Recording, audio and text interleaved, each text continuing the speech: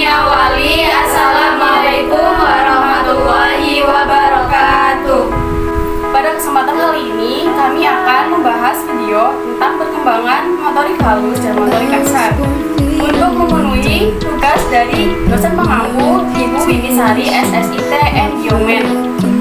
Perkenalkan, saya Winarti Rosinda Febriani. Saya Stella Raka. Saya Hidla Yusufianti. Saya Rianti Dayani. Kami dari semester 2 Akademi Bidana Seni Parna. Oke, mari kita simak videonya sampai akhir ya. Let's go.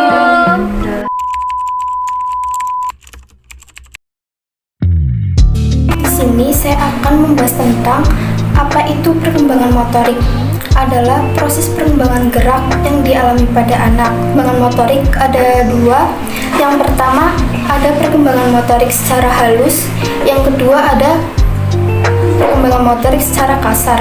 Yang pertama, perkembangan motorik halus merupakan perkembangan gerak yang meliputi otot kecil dengan koordinasi mata sampai tangan. Di mana contohnya seperti menggambar, menulis, memotong, menyusun puzzle, atau memasukkan balok sesuai bentuknya.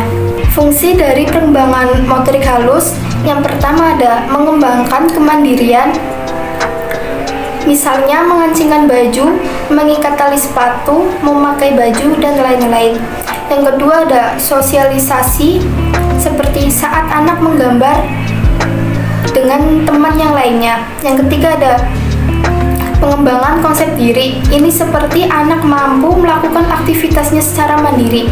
Yang keempat ada kebanggaan diri, seperti anak yang mampu melakukan aktivitasnya dengan sendiri.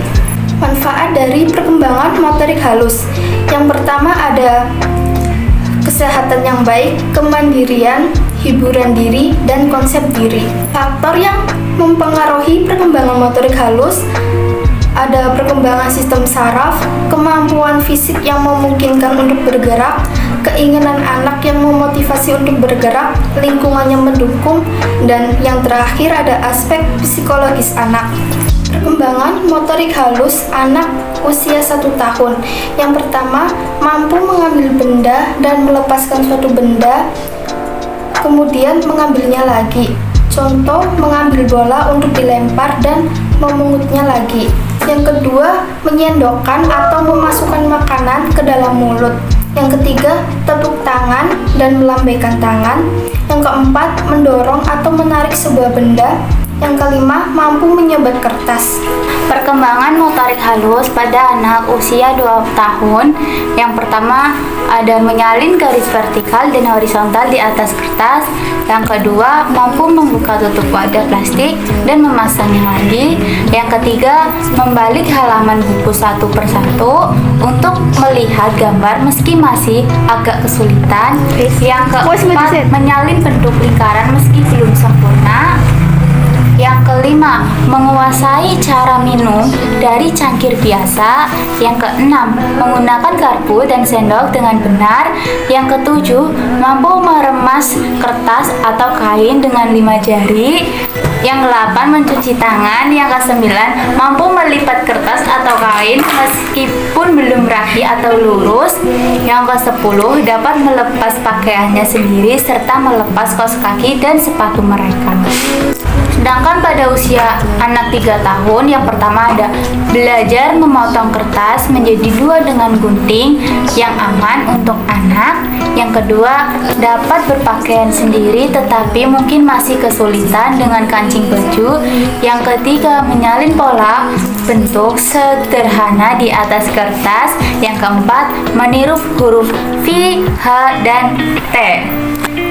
Selanjutnya, pada usia 4 tahun, koordinasi motorik halus anak sudah mengalami kemajuan dan gerakannya sudah lebih cepat, bahkan cenderung ingin sempurna.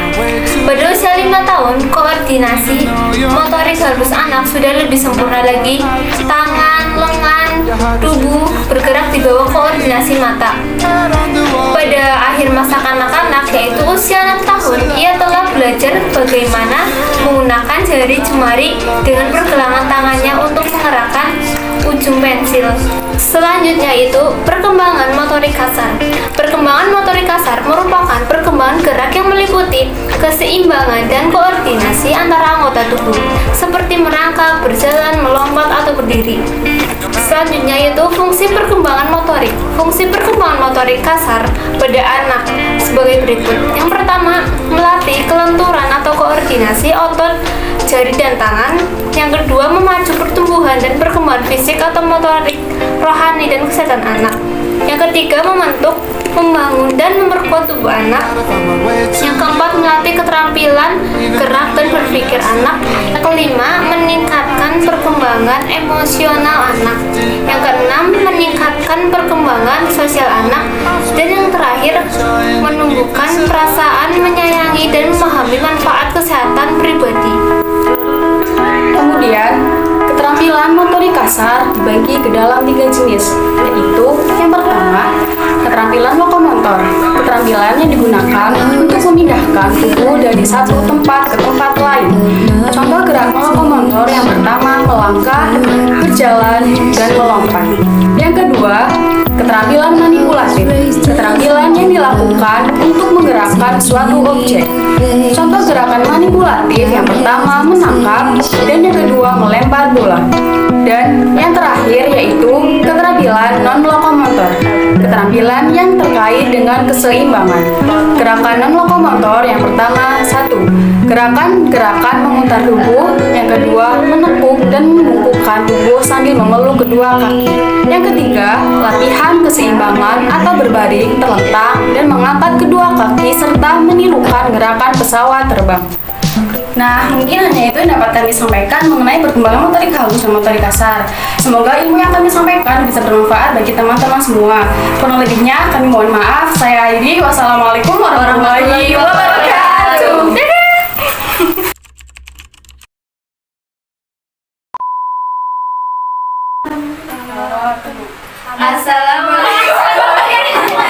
A few moments later. Baca. 1 hour later. Kami mohon maaf. 2,000 years later.